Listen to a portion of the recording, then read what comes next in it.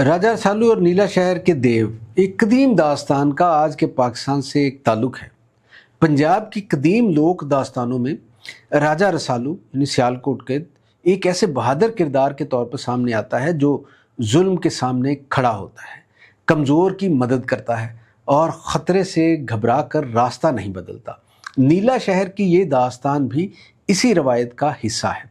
बज़ाहिर ये द्यों, शहज़ादों, एक बूढ़ी माँ और इसके बेटे की कहानी है, लेकिन अगर इसे आज के माशरती और सियासी तनाजुर में पढ़ा जाए तो इसके अंदर ताकत, खौफ, जुल्म, हुक्मरानी और आम इंसान की बेबसी के कई पहलू नज़र आते हैं। कहानी में राजा रसालू एक दिन नीला शहर पहुंचता है।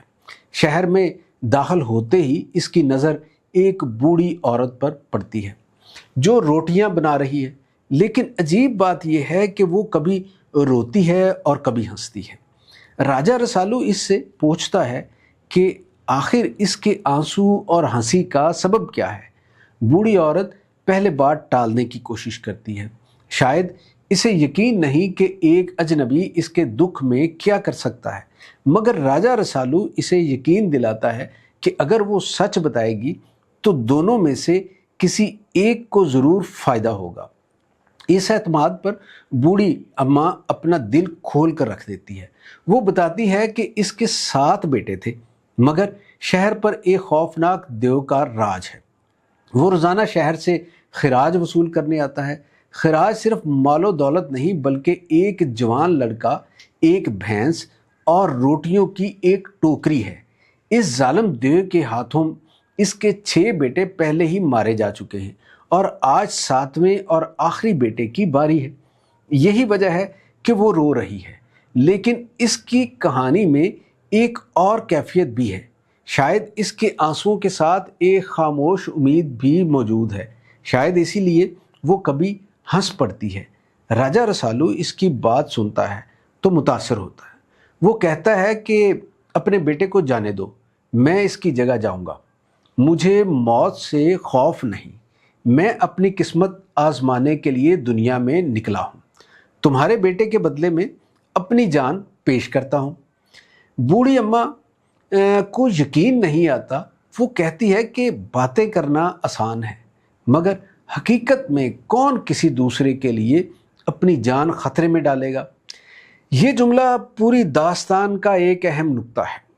आम इंसान ताकतवर जालिम जुल्म के सामने सबसे पहले अपना एतमाद खोता है। इसे वादों पर यकीन नहीं रहता, क्योंकि इसने बार बार देखा होता है कि मुश्किल वक्त में बड़े बड़े दावे करने वाले गायब हो जाते हैं।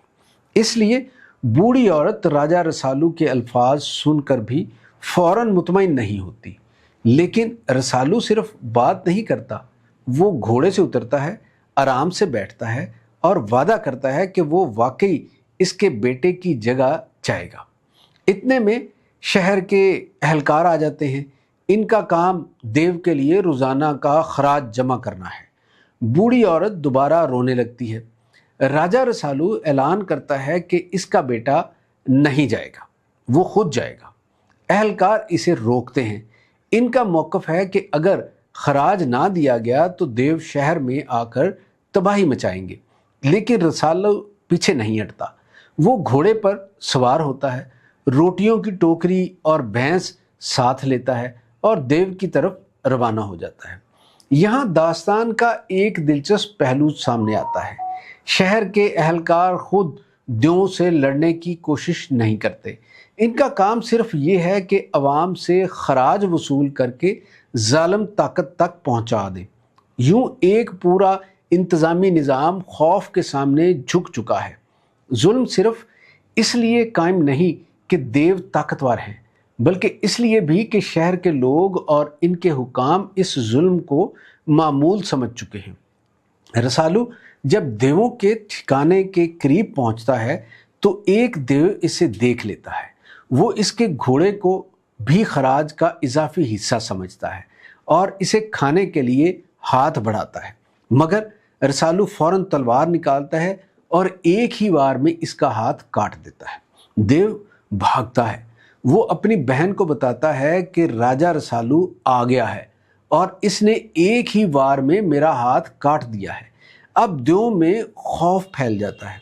वो अपने नजूमी भाई के पास जाते हैं और पूछते हैं कि क्या वाकई राजा रसालू दुनिया में पैदा हो चुका है। जब उन्हें मालूम होता है कि हाँ, रसालू वाकई पैदा हो चुका है, तो उनकी सारी बहादुरी ख़त्म हो जाती है। वो भागने की तैयारी करते हैं, लेकिन रसालू इन्हें फरार का मौका नहीं देता। वो इनके सामने पहुंचकर अपना तारुफ कराता है और इन्हें मुकाबले का चैलेंज देता है। देव अपनी ताकत का रोब जमाने की कोशिश करते हैं।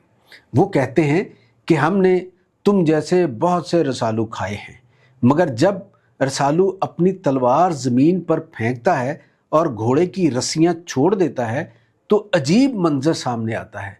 रस्सियाँ खुद देवों को बांध देती हैं और तलवार इन्हें काट डालती है। बाकी 7 देव भी अपनी ताकत का दावा करते हैं। वो 7 लोहे की पेटियां एक दूसरे के पीछे रखकर समझते हैं कि रसालू का तीर इन्हें नहीं छेद सकेगा, मगर रसालू का तीर 7 पट्टियों को चीरता हुआ 7 भाइयों को एक साथ खत्म कर देता है। इनकी बहन देवों की तबाही देखकर भाग जाती है और पहाड़ों की एक गार में छुप जाती है। रसालू इस गार के सामने अपनी शबीह का एक मुजस्समा ज़रा बख्तर पहनाकर खड़ा कर देता है।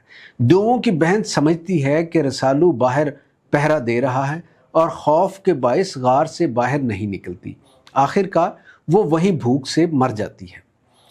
इस तरह शहर को देवों के खौफ से निजात मिल जाती है। लेकिन आज इस दास्तान का असल सवाल ये है कि हम इस कहानी को सिर्फ एक बहादुर शहजादे और खौफनाक देवों की दास्तान समझकर छोड़ दें या इसमें अपने माशरे का अक्स भी देखें। पाकिस्तान की मौजूदा हालात में देव को किसी एक शख्स या इदारे से तशबीह देना मुनासिब नहीं। यहाँ देव एक अलामत है। बद इंतज़ामी का, करप्शन का, ताकत के गलत इस्तेमाल का, खौफ का, नाअहली का, गुर्बत का और ऐसे निज़ाम का जो आम आदमी को मुसलसल खराज देने पर मजबूर करता है। बूढ़ी औरत वो आम शहरी है जो अपने बच्चों के मुस्तकबिल के लिए परेशान है, जबकि शहर के अहलकार वो इंतज़ामी ढांचा है जो अक्सर मसले को ख़त्म करने के बजाय सिर्फ ये कोशिश करता है कि किसी तरह निज़ाम चलता रहे।